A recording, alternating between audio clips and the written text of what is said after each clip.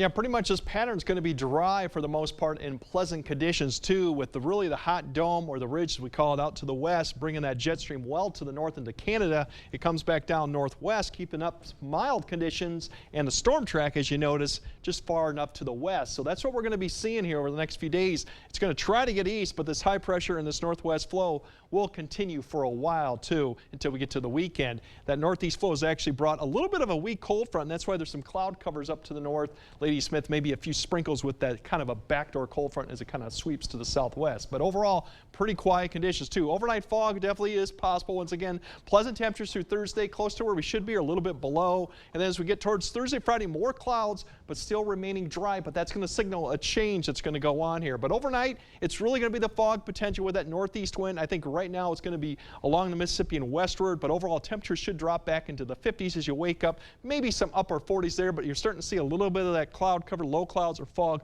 starting to appear right during the morning rush hours. We can begin to expand that. We'll probably keep an eye on northeast Iowa, and I'll show that in a little bit why that could be an area of concern. Otherwise, plenty of sun tomorrow. We could have a few afternoon cloud cover once any type of fog lifts, probably near mid 70s by noon. And then as we get towards the afternoon hour, we should be topping in the upper 70s, low 80s. This is just high clouds beginning to push in. Should remain dry here through Tuesday. That's all we're going to see through Tuesday evening. All that precipitation out to the west probably won't even reach the ground, but we're just going to see clouds as we go throughout the evening with temperatures still very pleasant. Fog potential, as I mentioned, probably keep an eye as we go further west of the area, and especially northeast Iowa. That's where we could see extended type of fog, maybe see some dense fog periods towards the morning. It'll take a while for that to begin to lift. All the other areas by 8 or 9 should see good visibility over those areas towards northeast Iowa, maybe till about 9 to 10 to see some of that begin to lift. But that's what we're going to be dealing with. We could see more of that too. Now smoke, we have seen some of that.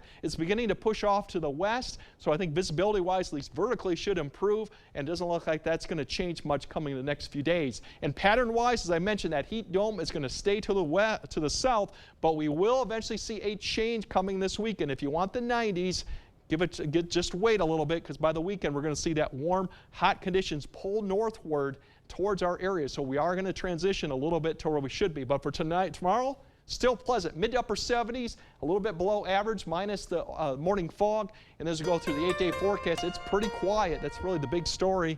But we do see a change come the weekend. Hot and even humid conditions as we top back into the 90s for a couple days and then going into next week. But overall, we don't have a really good idea of any precipitation chances going on. Yeah. Right now it looks fairly dry, but it will get hot and humid towards the weekend. I like what I see. We're still in summer mode. We still can hit the That's 90s. good. We still got all September to go, yes. And tonight's going to be clear for the supermoon tonight? You should have minus some haze with the haze with the smoke, I should say. It should be pretty good. Okay, sounds good. Thank you, Greg.